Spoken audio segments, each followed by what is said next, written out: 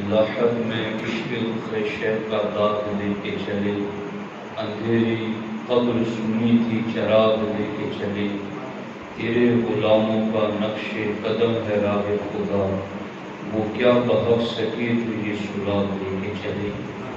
دوستان محترم، آج کی یہ محفل حضرت قاری احمد قادری علیہ الرحمہ کی ایصال ثواب کے لیے ان کی سالانہ فاتحہ خوانی کے موقع پر منعقد کی گئی ہے۔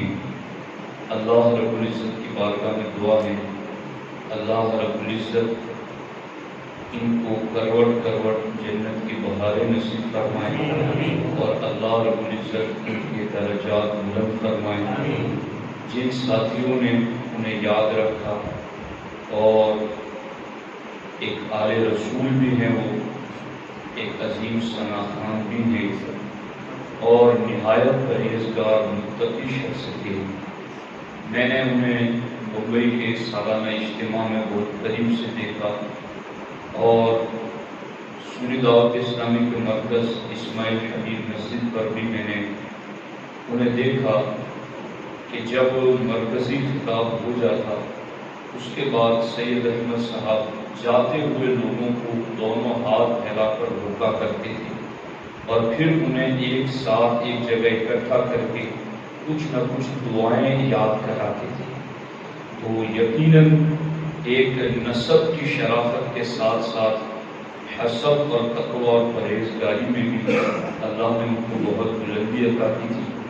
نہایت ملنسار، محبت کرنے والے، شفقت کرنے والے اور عاشق رسول ثنا خان تھے۔ اللہ تعالیٰ ان کے درجات بلند فرمائیں اور جن ساتھیوں نے اس عاشق رسول کی یاد میں یہ محفل منعقد کی، اللہ ان کے اس انعقاد کو بھی اپنی بارگاہ میں قبول فرمائے۔ مجھ سے پہلے آپ نے حضرت مولانا ابراہیم صاحب قبلہ سے بہترین گفتگو سماعت کی۔ تھوڑی دیر کے لیے میں بھی کچھ ضروری باتیں آپ کی خدمت میں عرض کرنا چاہتا ہوں، توجہ کے ساتھ سنیے۔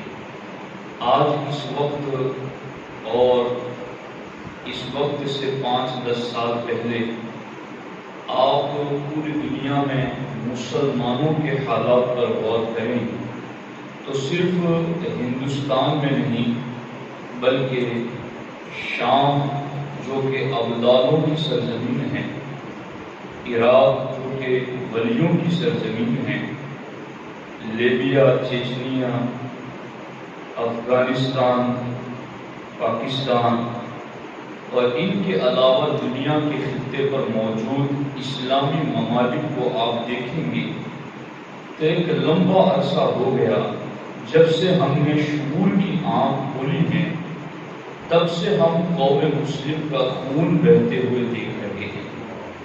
پوری دنیا میں کوئی دن ایسا نہیں گزرتا جب قوم مسلم پر بم نہ برسائے جاتے ہوں، ان کے خون کے ساتھ ہولی نہ کھیلی جاتی ہوں، ان کی چھوٹے چھوٹے بچوں کو آگ میں نہ ڈالا جاتا ہو، ان پر ظلم اور زیادتی نہ ہوتی ہو۔ آخر ایسا کیوں ہے؟ کبھی ہم نے ایک مسلمان ہونے کی حیثیت سے اس پر غور کیا کہ آخر ہم سے کیا گناہ ہو گیا ہے؟ آخر ہماری زندگی میں کیا کمی رہ گئی ہے اسلامی اعتبار سے؟ آخر ہم سے رحمتیں روٹ کیوں گئی ہیں؟ آخر ہم سے ہمارا رب ناراض کیوں ہو گیا ہے؟ ہم سے کیا ایسی لغزشیں ہوئی ہیں جس کی وجہ سے رب نے اپنی امان ہم سے اٹھا دی؟ وہ کیا جرم یہ قوم کر بیٹھی ہے جس کی وجہ سے اللہ نے حفاظت کا حصار اس قوم سے اٹھا لیا ہے؟ اس پر غور کرنا نہایت ضروری ہے۔ کہیں ایسا نہ ہو کہ کسی اور ملک کے حالات اخبار اور چینل پر دیکھ کر سو جانے والے کبھی خود ان حالات میں مبتلا ہو جائیں۔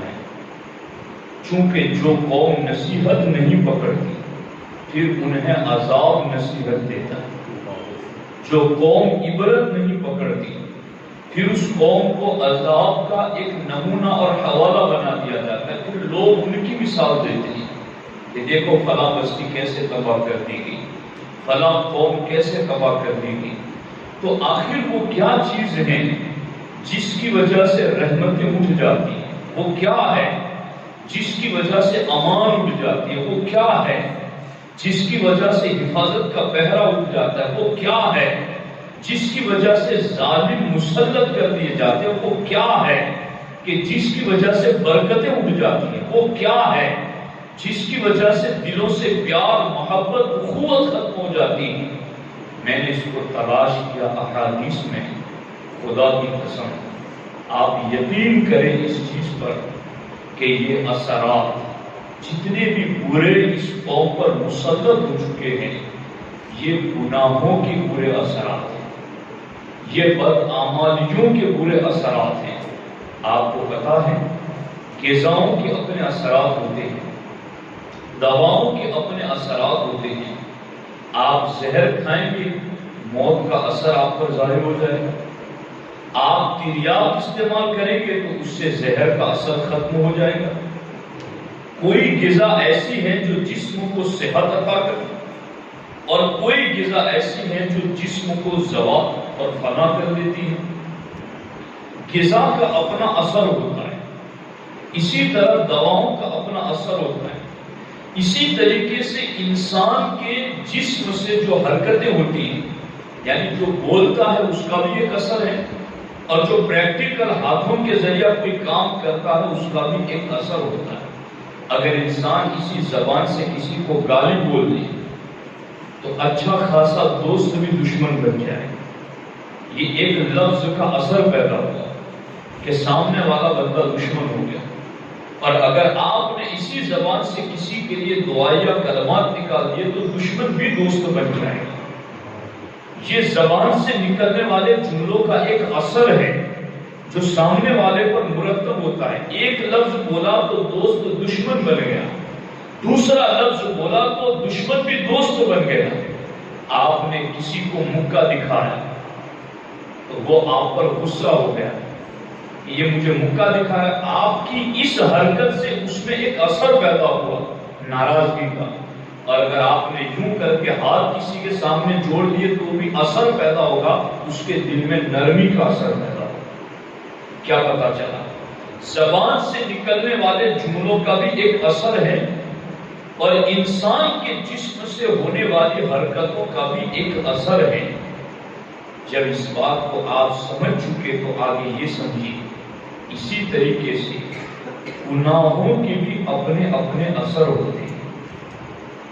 کیا اثر ہے گناہ کا؟ آج لوگ یہ سمجھتے ہیں کیا ہماری صحت پر فرق پڑتا ہے ہم نے چوری کر لی؟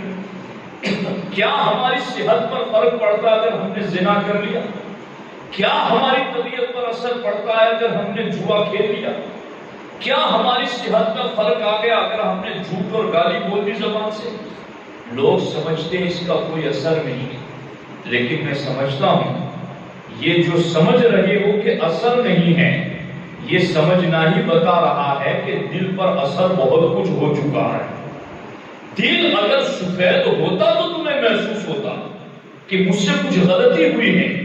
یہ احساس کا فنا ہو جانا یہ بتا رہا ہے کہ پورا دل گناہوں کے اثرات کی وجہ سے کالا ہو چکا ہے۔ یہ گناہوں کے اثرات کیا ہیں؟ ہمارے نبی علیہ الصلوۃ والسلام ارشاد فرماتے ہیں ما ظہر الغلول فی قوم الا القى الله فی قلوبهم الرعب۔ سرکار فرماتے ہیں جب کسی قوم میں کھلم کھلا خیانت آ جائے تو اللہ اس قوم میں ان کے دشمنوں کا رعب پیدا کر دیتا ہے۔ یہ اثر ہے، جب کھلم کھلا خیانت کرو گے، خیانت سمجھ لو، کسی نے کوئی چیز آپ کے پاس رکھی اور آپ نے اس میں خیانت کر دی، گھٹا کر دی، چیز کو اس کے صحیح مقصد کے لیے استعمال نہ کیا آپ نے، یہ ہے خیانت۔ آنکھ اللہ نے کس کام کے لیے دی؟ آپ نے اس کو غلط استعمال کیا، یہ آنکھ کی نعمت میں آپ نے خیانت کی۔ زبان اللہ نے کیوں دی کہ آپ نے اس کا مس یوز کیا، تو اللہ کی اس نعمت میں آپ نے خیانت کی۔ اور یہ تو وجود کے اندر پائی جانے والی نعمتوں کی خیانت ہے. وجود کے باہر بھی ایک جہان ہے جس میں خیانتوں کا ارتکاب ہوتا ہے، لوگ خیانتیں کرتے ہیں. تو جب بھی کسی قوم میں خیانت پیدا ہوتی ہے، ہمارے نبی فرماتے پھر اس کا اثر کیا پیدا ہوتا ہے؟ اثر یہ پیدا ہوتا ہے کہ اس قوم کے دل میں ان کے دشمنوں کا خوف داخل ہو جاتا ہے، پھر وہ ڈرپوک ہو جاتے ہیں. ارے یار دشمن بڑا طاقتور ہے، یار مولانا دعا کرو، پتہ نہیں کب ہم مار دیے جائیں، کب نکال دیے جائیں، کب ہم پر کیا ہو جائیں، کب ہم پر کیا ہو جائے. یہ اثر کہاں سے آ گیا؟ اس اثر کے پیچھے کیا چیز ہے؟ سرکار نے فرمایا تم خیانتیں کرتے ہو، دکان پر، کاروبار پر، تجارت میں تمہیں کسی نے کسی جگہ بٹھایا ہے اور اس جگہ بیٹھ کر تم خیانت کر رہے ہو، تو سرکار فرماتے اس کا اثر پیدا ہوگا. گالی بولنے سے کیسا اثر پیدا ہوا؟ سامنے والا دشمن بن گیا. دعا دینے سے کیسا اثر پیدا ہوا؟ سامنے والا دوست بن گیا. مکہ دکھانے کا کیسا اثر پیدا ہوا؟ سامنے والا غصے ہو گیا. ہاتھ جوڑنے کا کیسا اثر پیدا ہوا؟ سامنے والے کا دل نرم ہو گیا. سرکار فرماتے ہیں جب بھی تم کسی مقام پر چھپ کر یا ظاہر اپنوں کے ساتھ یا غیروں کے ساتھ خیانت کرو گے تو پھر اللہ تم میں یہ اثر پیدا کرے گا کہ تمہارے دل میں تمہارے دشمنوں کا رعب پیدا ہو جائے. حالانکہ صحابہ کرام کی زندگی آپ پڑھیں گی تو قرآن ان کے بارے میں کہتا ہے وَقَذَفَ فِي قُلُوبِهِمُ الرُّعْبَ. صحابہ ایسے ہیں کہ اللہ نے صحابہ کا رعب کافروں کے دلوں میں پیدا کر دیا. تو ہونا کیا چاہیے کہ ہمارا رعب دوسروں پر طاری ہو، ہماری ہیبتیں لوگوں پر طاری ہو، لوگ ہماری شجاعت کی وجہ سے سہمے ہوئے رہتے کہ اللہ نے ان کو بڑا جگر بڑا دل دیا ہے، یہ خیانت نہیں کرتے، تو لوگوں پر رعب طاری رہتا. لیکن جو قوم خیانت میں مبتلا ہو جاتی ہے ان کے دلوں سے رعب تو نکل جاتا ہے، وہ خود مرعوب ہو جاتی ہے، ان کا رعب ختم اور ان کے دلوں میں ان کے دشمنوں کا رعب داخل ہو جاتا ہے. اس چیز کو اگر آپ تھوڑی دیر کے لیے اپنے حالات پر غور کریں آپ کو لگے گا 100% ہم اسی حالات سے گزر رہے ہیں. دوسری چیز سرکار نے فرمایا وَلَا فَشَ الزِّنَا فِي قَوْمٍ إِلَّا كَثُرَ فِيهِمُ الْمَوْتُ. سرکار فرماتے جب کسی قوم میں زنا پھیل جاتا ہے تو اس قوم میں موتیں کثرت سے ہوتی ہیں، لوگ بہت مرتے ہیں، اچانک مرتے ہیں، لوگوں میں موتیں زیادہ ہونے لگتی ہیں جب کسی قوم میں زنا پھیل جاتا ہے. زنا اس گناہ کا اثر یہ ہے کہ موتیں زیادہ ہوتی ہیں. اب آپ دیکھ رہے ہیں موتیں کتنی ہو رہی ہیں، کتنی آسان بھی ہو چکی ہیں، اور اب لوگوں کے حالات بھی آپ دیکھیں کہ کسی کو پرواہ بھی نہیں کون مر رہا ہے کون جی رہا ہے. کوئی زمانہ ہوتا تھا کہ جب کسی کا انتقال ہوتا تھا تو کئی دنوں تک تو گاؤں میں ٹیپ نہ بجتی تھی اور لوگ ایک احتراماً دکانیں بند کر لیتے اور احتراماً اشارے ثواب کی محفلیں کئی دنوں تک رات کو چلا کرتی تھی. آج تو پوزیشن یہ آج صبح کو تدفین ہوئی، دفن بھی دی ہوئی، رات کو ہی ختم، صبح سے سب ختم، رات کو ختم صبح سب ختم. تو کیا سمجھ رہے ہیں آپ؟ جو ہم دیکھ رہے ہیں ہمارے ساتھ کیا کیا جائے، ہم جو کر رہے ہیں تو ہمارے ساتھ کیا کیا جائے.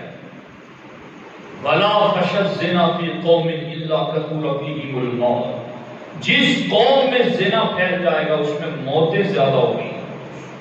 یہ موتیں بتا رہی ہے کہ زنا کتنا پھیل چکا ہے. زنا آج کے دور میں اتنا آسان ہو گیا ہے جیسے کوئی بیڑی اور سگریٹ پی کر کے اس کو پھونک دیتا ہے، اتنا آسان زنا کرنا ہو گیا. پھر موتیں ہو رہی ہیں، مر رہے ہیں اور اس کی پیچھے کوئی. تیسری چیز ہے وَلَا نَقَصَ قَوْمٌ الْمِكْيَالَ وَالْمِيزَانَ إِلَّا قُطِعَ عَنْهُمُ الرِّزْقُ. سرکار فرماتے ہیں جب بھی کوئی قوم ناپ تول میں کمی کرے گی اللہ اس قوم سے رزق کی برکتیں اٹھا دے گا، رزق کی برکتیں نہیں رہے گی۔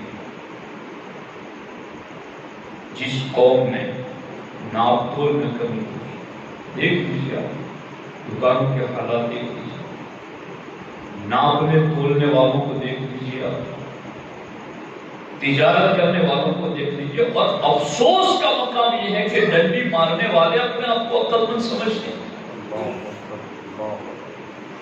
الیکٹرانک جو چیزیں تولنے کے لیے لائی گئی اس میں اپنے آپ میں سیٹ کر لیتے ہیں، یا پھر ناپ تول کا جو ترازو ہوتا ہے اس میں کچھ سیٹ کر لیتے ہیں، اور وہ یہ سمجھتے ہیں کہ دیکھا ہمارا دماغ کتنا خوب ہے اور ہم کیسے چالا گئے، ہم نے کیسے کانٹی مار لی اور سامنے والے کو پتا بھی نہ چلا۔ تو نے کسی کو تھوڑا کم کیا دیا، تو نے اپنے رزق سے برکت اٹھا دی۔ تو زندگی بھر کماتا رہے گا مگر تیرا دل نہ بھرے گا، تیرا دل مطمئن نہ ہوگا، تو اللہ کے فیصلے پر راضی نہ ہو سکے گا، تو اللہ کی رضا پر راضی نہ رہ سکے گا، اس کے فیصلے پر مطمئن نہ رہ سکے گا، اس لیے کہ برکتیں تو نے آپ ختم کر دی۔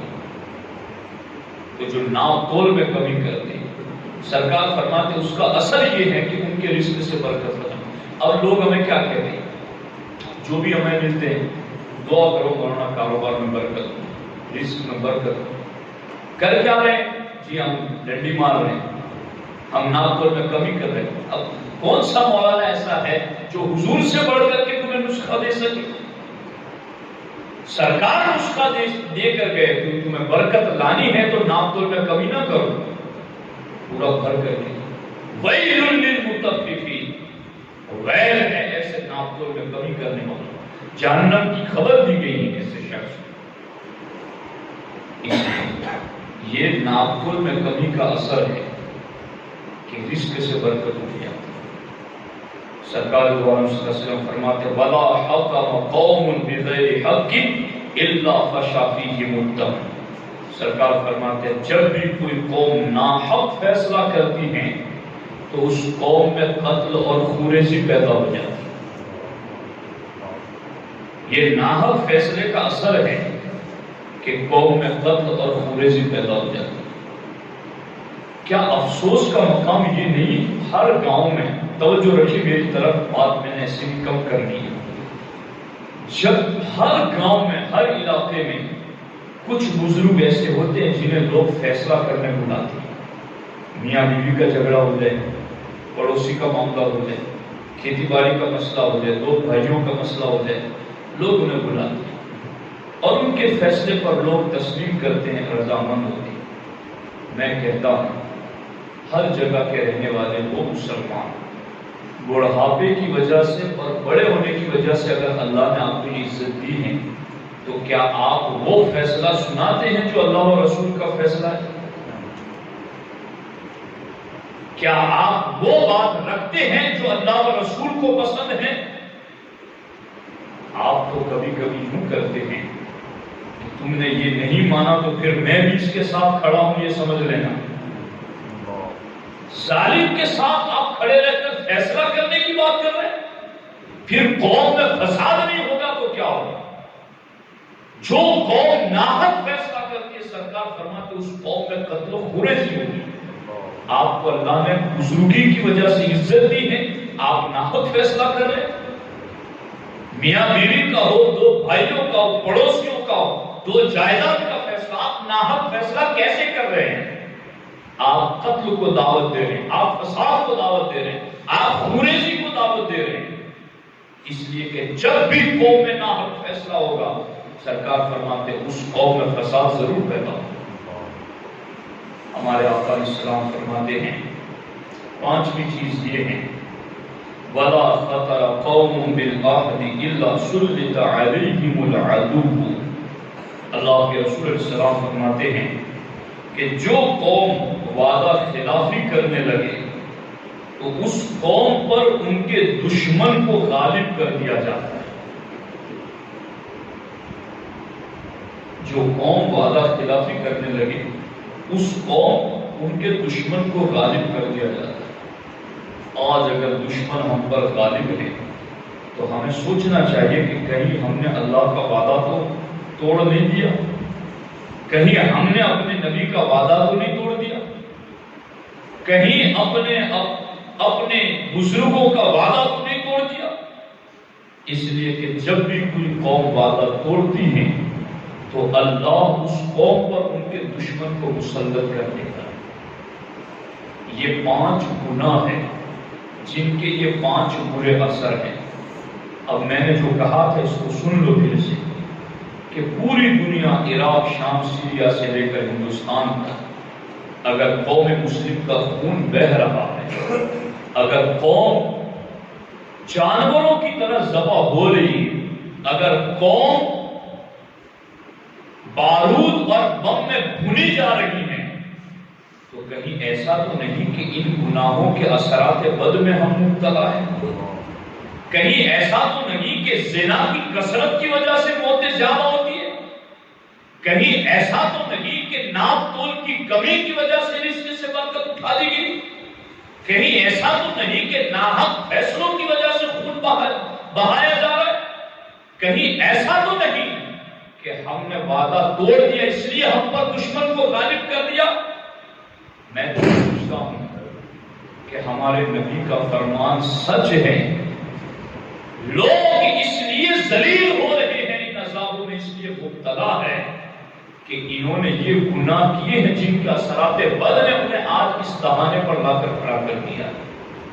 اگر آج بھی ہم چاہتے ہیں کہ مسلم قوم کثرت موت سے بچ جائے، آج بھی ہم چاہتے ہیں کہ رزق کی بے برکتی سے ہم بچ جائیں، آج بھی ہم یہ چاہتے ہیں کہ دشمن ہم پر غالب نہ ہو، آج بھی ہم یہ چاہتے ہیں کہ ہمارے دشمن کا رعب ہمارے دل میں نہ ہو، اگر آج بھی ہم یہ ساری چیزیں چاہتے ہیں تو پھر ہمیں ان گناہوں سے بچنا ہوگا۔ اور ساتھی، آپ اللہ کے فضل سے مسجد میں بیٹھے، کون آتا ہے دین کی طرف؟ کس کو فکر؟ کتنی غفلت ہے وہ تو دیکھو لوگوں۔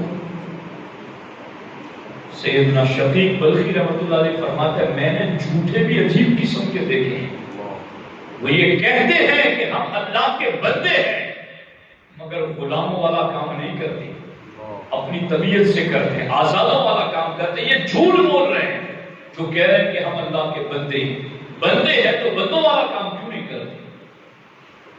لوگ کہتے ہیں کہ ہمیں مرنا ہے مگر کام ایسے کرتے ہیں کہ جیسے انہیں کبھی مرنا ہی نہیں ہے۔ تو یہ جھوٹ بول رہے ہیں جو یہ کہتے ہیں کہ ہمیں مرنا ہے، ان کو موت کا تصور ہی یاد نہیں ہے۔ یہ کتنی غفلت ہے۔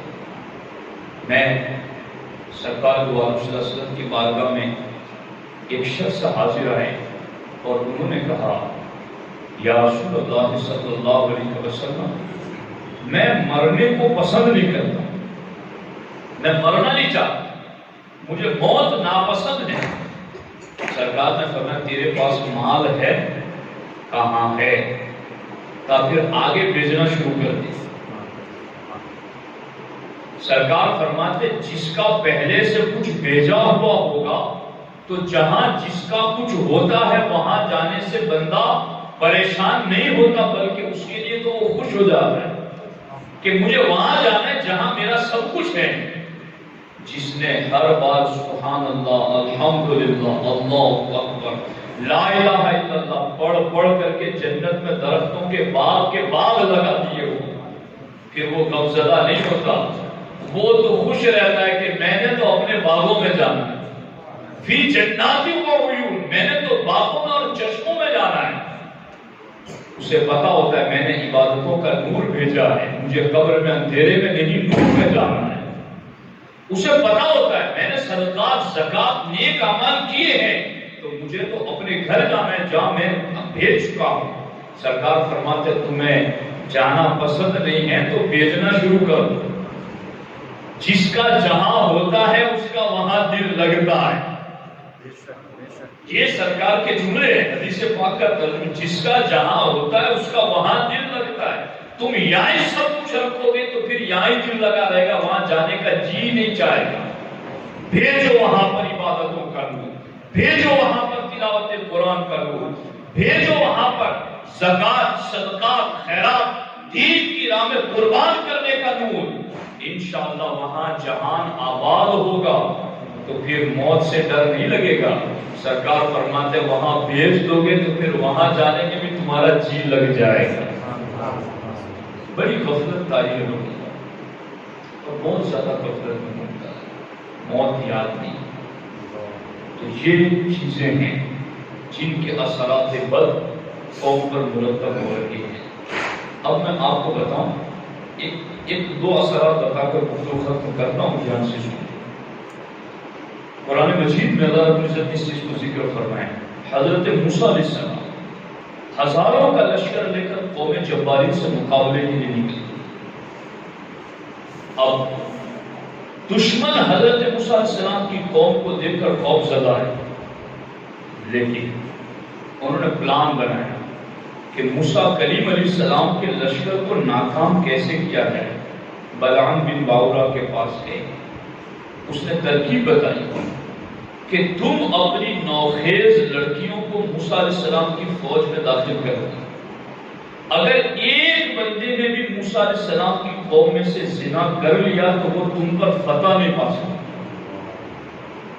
ان کے لیے ترکیب آسان ہوئی، انہوں نے عمل کیا اور فوج موسیٰ علیہ السلام کی گزری تو وہاں سے انہوں نے لڑکیوں کو ننگا کر کے کھڑا کر دیا۔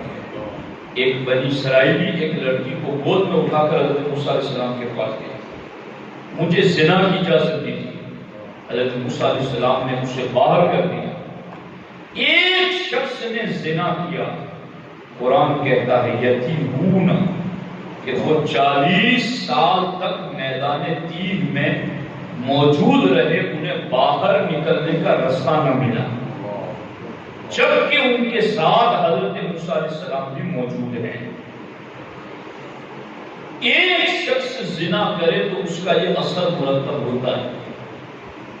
آج زنا کتنا عام ہو چکا ہے، اس کے اثرات ساتھیوں یہ بھول جائیے گا کہ ہم تو نیک ہے نا، ہمیں کیا پڑی، جو نیک نہیں وہ تو دین سے بہت ہی دور ہے، مگر جو نیک ہے وہ بھی آج کل یہ سوچ بنائے رکھیں کہ اب کیا کریں یار، مولانا کوئی مانتا نہیں، اب اپنا اپنا کر کے بیٹھے رہو۔ تو اگر ایسی پوزیشن ہو تو پھر اپنا اپنا کر کے بیٹھنے کا وہ بنے، پھر جنگلوں میں جانے کا وہ بنے، پہاڑوں پر چلے جائیں۔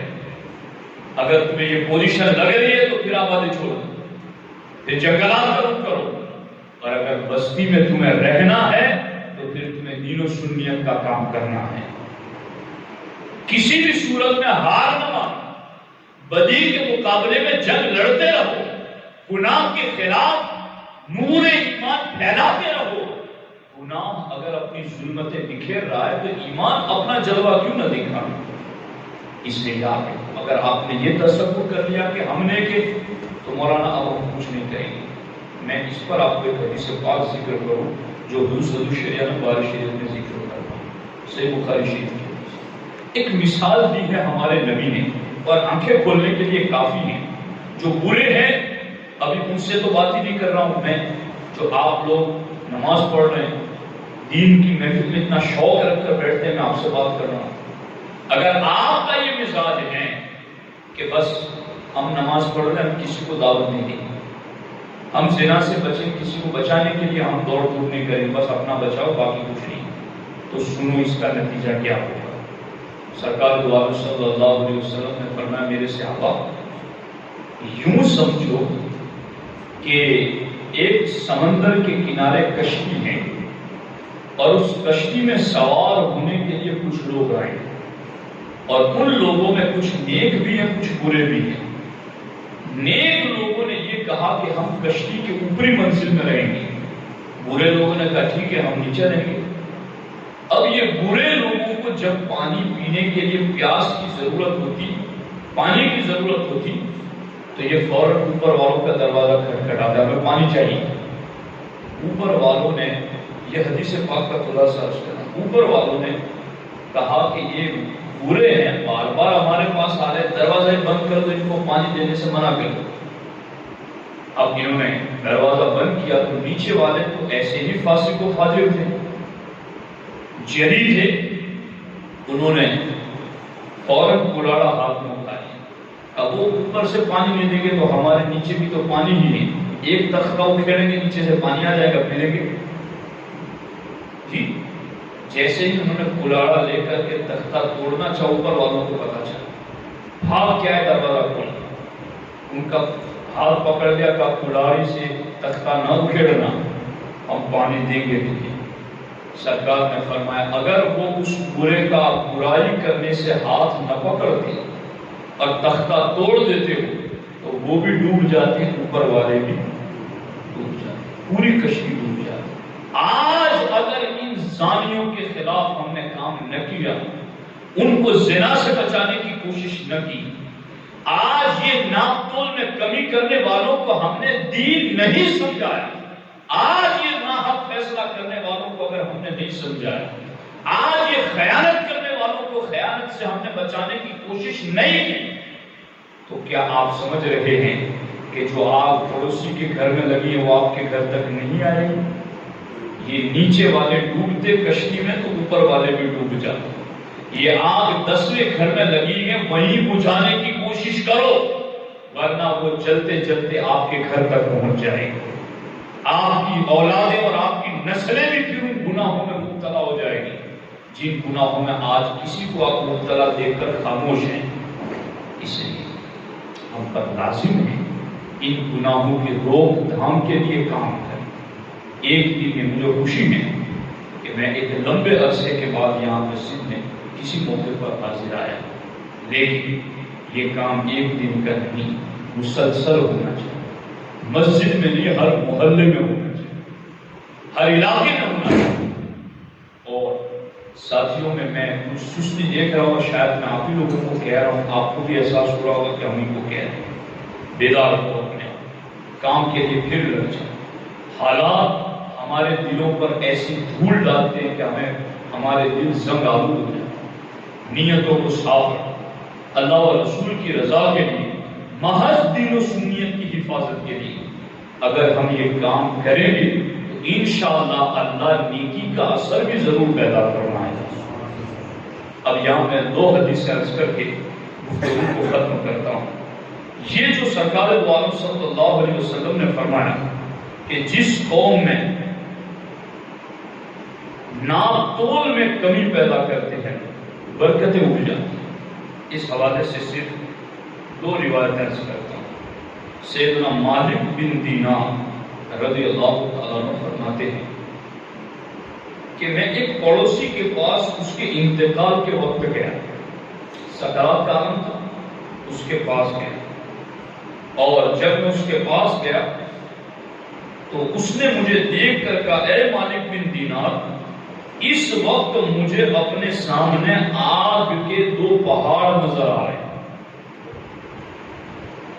اس وقت مجھے آگ کے 2 پہاڑ نظر آ رہے ہیں۔ یہ لوگ جو کہتے ہیں نا گناہ کر کے کہ کیا ہوتا ہے مولانا، کیا صحت پر اثر پڑتا ہے، جی تو میں نے پہلے ہی کہہ دیا کہ یہ لفظ ہی بتا رہے ہیں کہ بہت کچھ اثر ہو چکا ہے، ورنہ یہ بولی آپ کی زبان سے نہیں نکلتی کہ کیا صحت پر اثر پڑتا ہے۔ گناہ کی بات ہو، صحت پر اثر نہ پڑے ایمان والے بندے کی، یہ کیا اثر ہے؟ مالک بن دینار کہتے ہیں مجھے اس نے کہا موت کے وقت کہ میں آگ کے 2 پہاڑ دیکھ رہا ہوں جو بالکل جوش پر ہیں، تو اور مجھ سے کہا جا رہا ہے کہ ان پہاڑوں پر چڑھو، لیکن میرے لیے چڑھنا بہت مشکل ہے۔ مالک بن دینار رضی اللہ تعالیٰ عنہ کہتے ہیں کہ میں نے اس کے گھر والوں سے اس کے بارے میں پوچھا کہ یہ موت سے پہلے آگ کے 2 پہاڑ کیوں دیکھ رہا ہے، کیا بات تھی، اس کا کیا معاملہ تھا؟ گھر والوں نے بتایا کہ اس کے پاس غلہ ناپنے کے 2 پیمانے، اناج تولنے کے 2 پیمانے تھے، ایک سے غلہ ناپ کر لیتا تھا اور دوسرے سے غلہ ناپ کر دیتا تھا، یعنی جو لینے والا ہوتا تھا وہ بڑا تھا اور جو دینے والا ہوتا تھا اس کو اس نے کم کر دیا، یعنی لوگوں سے لیتا تو زیادہ لیتا، دیتا تو کم دیتا۔ مالک بن دینار رضی اللہ تعالیٰ عنہ فرماتے ہیں کہ یہ 2 پیمانے آج موت سے پہلے اس کے لیے آگ کے 2 پہاڑ بن گئے ہیں، اور موت سے پہلے کہ اسے کہا جا رہا چڑھنا شروع کر دے تو آگ کے پہاڑ۔ ایک تو برکت تو دنیا میں ہی ختم کر دی تھی، عذاب بھی کتنا بڑا۔ اس لیے کیا یہ گناہوں کے اثرات ہیں جس کی وجہ سے بستیاں ہلاکت کی طرف جا رہی ہیں۔ ہمارے آقا حضور سید عالم صلی اللہ تعالی علیہ وسلم کی بارگاہ میں حضرت ابو ہریرہ فرماتے ایک آدمی حاضر آیا اور وہ ہمیشہ آتا جاتا رہتا تھا، لیکن ایک مرتبہ 3 دن بعد بارگاہ رسالت میں حاضر ہے۔ سرکار دو عالم صلی اللہ علیہ وسلم نے اس کی بدلی رنگ کر چہرے کا رنگ بدلا ہوا، کمزور ہو چکا ہے، پیلا پڑ چکا ہے چہرہ۔ چہرے کی کمزوری دیکھ کر سرکار نے ارشاد فرمایا اے بشیر تیرا رنگ کیسے بدل گیا؟ تو اس نے عرض کیا رسول اللہ صلی اللہ علیہ وسلم میں نے ایک اونٹ خریدا تھا اور وہ مجھ سے بھاگ گیا، اونٹ گم ہو گیا۔ میں 3 دن تک اس اونٹ کو تلاش کرتا رہا اور اس اونٹ کو جو میں نے خریدا تھا تو میں نے کوئی شرط بھی نہیں رکھی تھی اس کے مالک سے کہ 2-3 دن میں بھاگ گیا تو میں پیسے واپس دوں گا، ایسی میں نے کوئی شرط بھی نہیں رکھی۔ تو میں 3 دن سے اس اونٹ کو ڈھونڈنے میں اتنا بھاگ دوڑ کرتا رہا کہ میرے چہرے کا رنگ بدل گیا۔ ہوتا ہے نا، آدمی کبھی کام نہیں کرتا اور کبھی ایک دھوپ میں ایک دن کام کر لیتا ہے، چہرے کا رنگ بدل جاتا ہے۔ لوگ پوچھتے یار تیرا رنگ کیسے بدل گیا؟ یہ 3 دن تک اونٹ کو ڈھونڈتے رہے، سرکار نے فرمایا تیرے چہرے کا رنگ کیسے بدل گیا؟ انہوں نے کہا حضور اونٹ ڈھونڈ رہا تھا اس وجہ سے چہرے کا رنگ بدل گیا۔ سرکار نے فرمایا اس کے علاوہ کوئی اور تو معاملہ نہیں تھا؟ انہوں نے کہا نہیں اس کے علاوہ اور کوئی معاملہ نہیں تھا۔ تو سرکار دو عالم صلی اللہ تعالی علیہ وسلم نے ارشاد فرمایا آج 3 دن تک اونٹ تلاش کرنے کی وجہ سے تیرا حال یہ ہو گیا ہے، اس دن کیا حال ہوگا جس دن کی مقدار دنیا کے 50,000 سال کے برابر ہے۔ اس دن کیا ہوگا یہ سرکار کہ آج 3 دن اگر تم بھوکے پیاسے اونٹ ڈھونڈنے کے لیے پیچھے پڑو تو چہرے کا رنگ بدل جاتا ہے، قیامت کا دن تو 50,000 سال کے برابر، اس وقت تمہاری کیا حالت ہے؟ اس لیے ساتھی یہ ایک مقبول شاعر عاشق رسول سید احمد کی فاتحہ خوانی کے موقع پر محفل ہے، مگر نصیحت حاصل سبق سیکھو اسی، جس طرح دواؤں کا اثر ہے، جس طرح غذاؤں کا اثر ہے، جس طرح باتوں کا اثر ہے، جس طرح افعال کا اثر ہے، یوں ہی گناہوں کا بھی اثر ہے۔ جس قوم میں زنا پھیلتا ہے اس قوم میں موتیں کثرت سے ہوتی ہیں، اور جس قوم میں ناحق فیصلے ہوتے ہیں اس قوم میں قتل اور خونریزی زیادہ ہوتی ہیں۔ جس قوم میں خیانت ہوتی ہے اس قوم کے دلوں میں ان کے دشمنوں کا رعب داخل ہو جاتا ہے۔ جو قوم ناقل میں کمی کرتی ہے ان کے رزق سے برکت اٹھا دی جاتی ہے، اور جو قوم وعدہ خلافی کرتی ہے ان کے دشمن کو ان پر غالب کر دیا جاتا ہے۔ اگر آج قوم ان سارے عذابوں میں مبتلا ہے کہ موتیں بھی ہو رہی ہیں، رزق میں برکت بھی نہیں، دشمن بھی غالب، دشمن کا رعب بھی داخل، اور قوم میں خونریزی بھی زیادہ، تو پھر سمجھ جاؤ کہ یہ 5 گناہ آج امت میں زیادہ ہو رہے ہیں۔ اگر ہم قوم کو ان بلاؤں سے نکالنا چاہتے ہیں تو قوم کو گناہوں سے بچانا پڑے گا، اس کے لیے ہمیں کام کرنا